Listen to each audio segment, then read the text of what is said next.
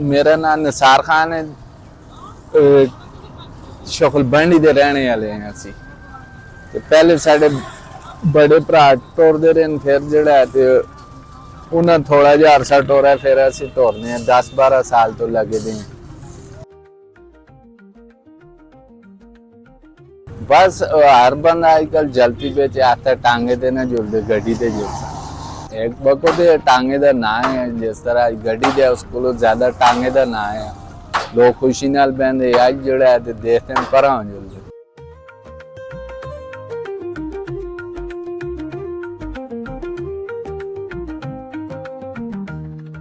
उस वेले तकरीबन 5 टांगे चल रहे, अज एक टांगा रह गया जोड़ा है। बस मजदूरी शजदूरी नहीं है, काम कारोबार नहीं है, काम है बिल्कुल लोग का चलाना ही छोड़ देते हैं।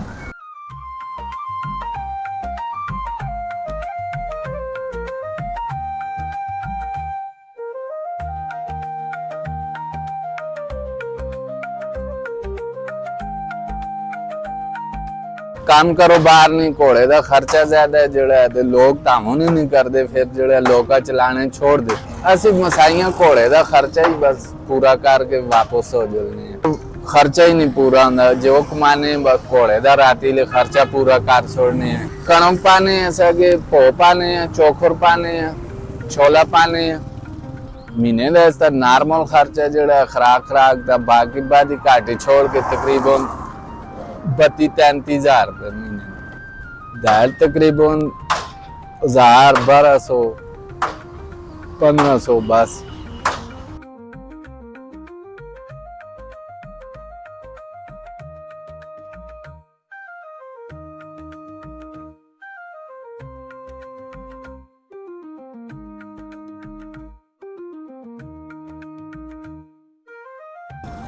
गुंजाइश हुई तो कि इंसान ना हुई औखी गल है। इस वेले घोड़ा भी 3-4 लाख रुपए दे बच्चे ने जानो खाइए ता नहीं आया हूँ। इस बिच इतना हो ही नहीं, आमदनी जोड़ा है तो असी हूँ पे बकोत असा गुजारा असी आखने चलो गुजार के ना हूँ वो भी इस चीज बिच आके खराब होना, हम काम ही नहीं, ताज ही नहीं।